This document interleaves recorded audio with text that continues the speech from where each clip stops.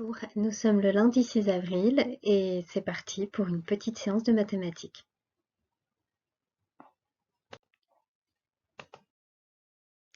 Nous allons commencer cette séance par un petit travail autour du nombre 5.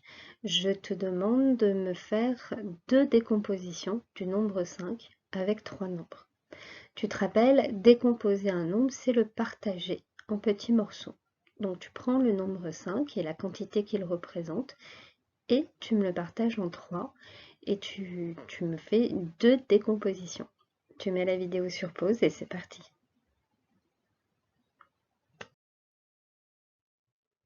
Alors, je te propose cette correction. Par exemple, 5, c'est 2 plus 2 plus 1. Ça fait bien 5. Je peux aussi décomposer 5 en écrivant 1 plus 1 plus 3. Aujourd'hui, nous allons travailler sur la table de multiplication, les tables de 4 et 5. Alors si tu veux, tu peux mettre la vidéo sur pause pour aller voir la vidéo dans la rubrique mathématiques pour t'aider à mémoriser la table du 4 et la table du 5. Sinon, ce que tu peux faire, c'est découvrir avec ces deux tables de multiplication comment faire pour multiplier par 4 ou par 5. Donc on sait que quand on multiplie par 4, on va à chaque fois ajouter 4. Alors 4 fois 1, c'est comme si tu avais une fois 4 traits. On est d'accord? J'ai une fois 4 traits. 4 fois 2, c'est comme si tu avais 2 fois 4 traits. Donc si tu comptes, tu en as 1, 2, 3, 4, 5, 6, 7, 8. Donc 4 fois 2 font 8. Tu peux faire la même chose pour tout le reste de la table du 4 et la table du 5 pour découvrir les résultats. C'est parti, tu mets la vidéo sur pause pendant que tu fais ces calculs sur ton cahier ou sur ton ardoise. Aujourd'hui, on va apprendre à lire un tableau et à répondre à des questions en trouvant les informations dans le tableau. Alors, le tableau en question, tu vois, il s'appelle Top Livraison. En réalité, c'est un bon de commande qui a été fait par une directrice d'école qui a commandé des fournitures auprès d'un magasin. Alors, en termes de fournitures, elle a commandé des cahiers, des classeurs, des stylos et des règles. Et dans cette école, tu vas voir qu'il y a 4 classes. Il y a une classe de CP, une classe de CE1, une classe de CE2 et une classe de CM1, CM2. Alors, si tu observes bien le tableau, tu vois que les fournitures sont indiquées dans les colonnes. Là, on a la colonne des cahiers, la colonne qui concerne les classeurs, la colonne des stylos et la colonne des règles. Tu as également dans un tableau des lignes.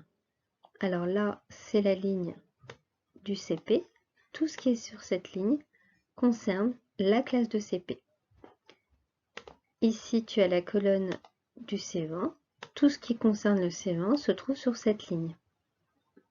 Ensuite, on a la classe de CE2 qui est sur cette ligne. On a toutes les informations de la colonne sur cette ligne. Et on termine avec la classe de CM1, CM2. Et tu vois, toutes les informations de la classe CM1, CM2 sont sur cette ligne. Alors, tu as plusieurs questions qui sont ici. Tu en as 4. Donc la première question, je vais te la lire et ensuite tu mettras la vidéo sur pause pour pouvoir y répondre en cherchant les informations sur le tableau.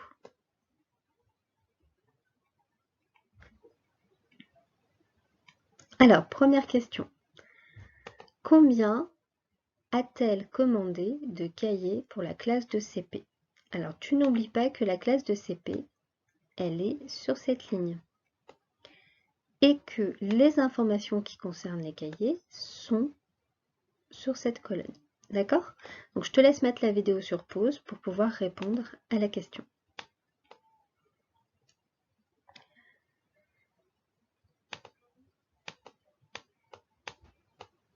Alors, on passe à la question numéro 2, qui est ici. Combien a-t-elle commandé de stylos pour la classe de CE2? Alors, cette fois-ci, je ne t'indique pas quelle est la ligne et quelle est la colonne. Je te laisse les chercher toi-même. Tu mets la vidéo sur pause et on passe ensuite à la troisième question. Troisième question. Combien a-t-elle commandé de règles pour la classe de CM1 et de CM2? Je te laisse mettre la vidéo sur pause pour pouvoir y répondre.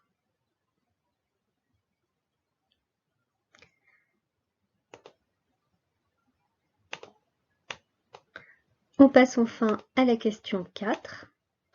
Combien a-t-elle commandé de classeurs pour toute l'école? Alors, je te donne une petite information. N'oublie pas que tous les classeurs sont dans cette colonne.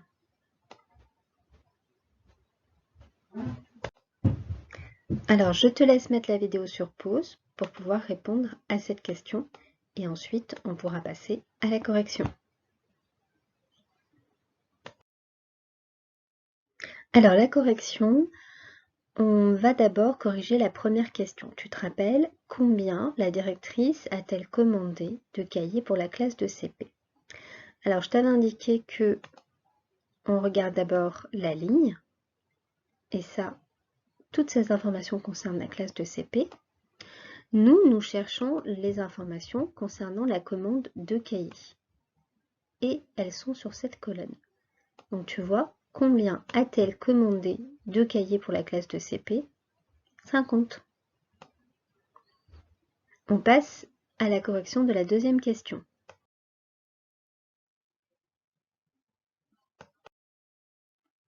Alors, la deuxième question, c'était combien a-t-elle commandé de stylos pour la classe de CE2?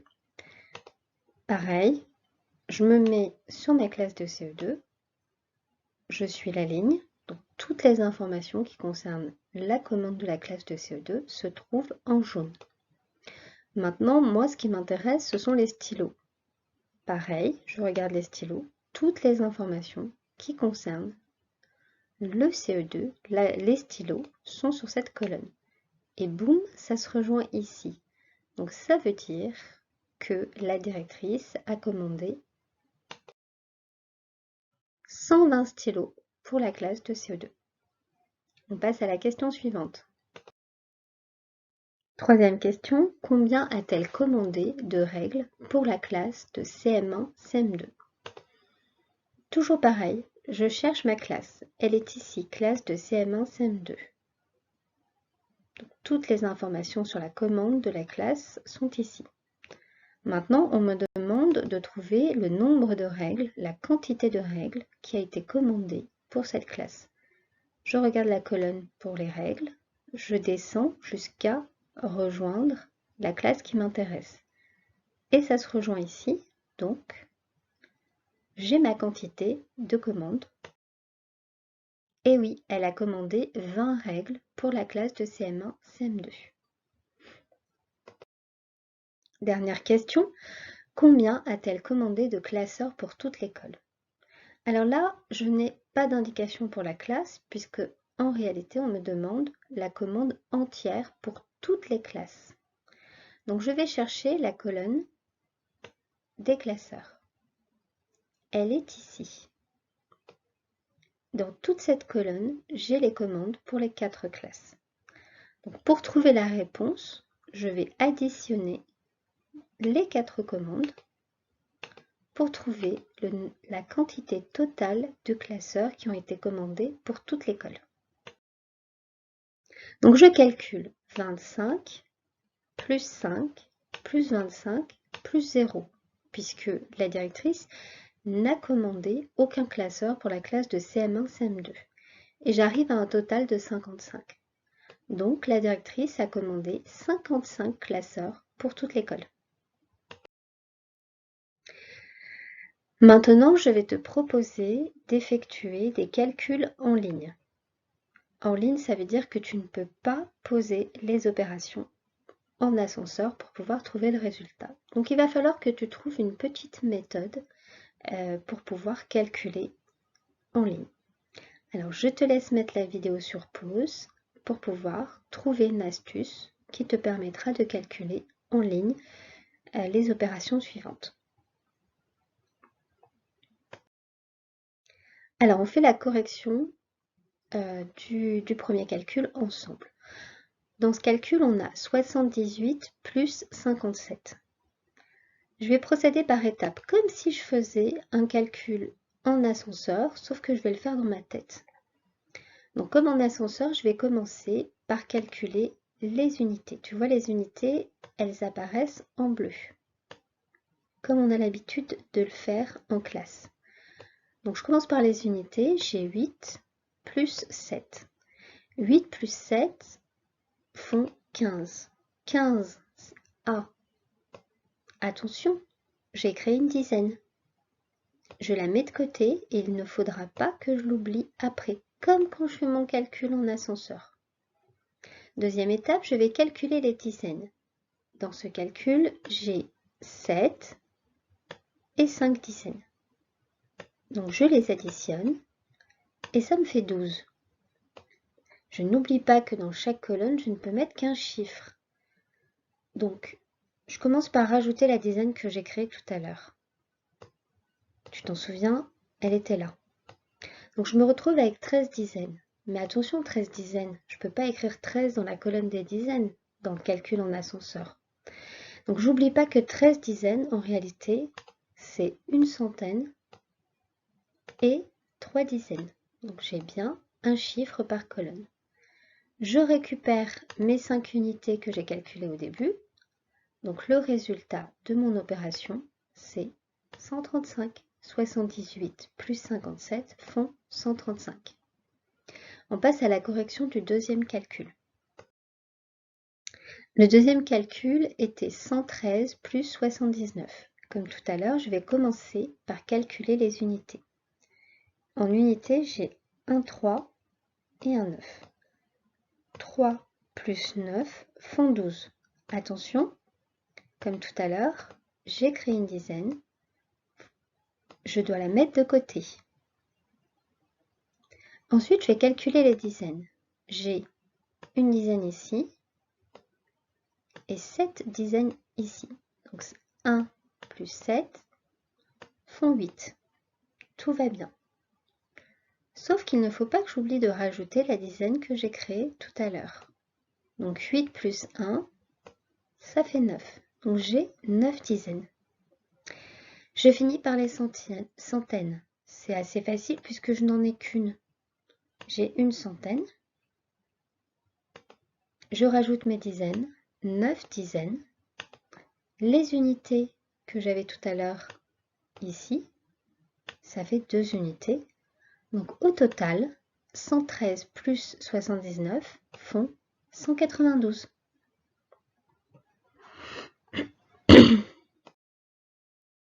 Voilà, tu as terminé ta séance d'aujourd'hui de mathématiques et je te souhaite une bonne journée.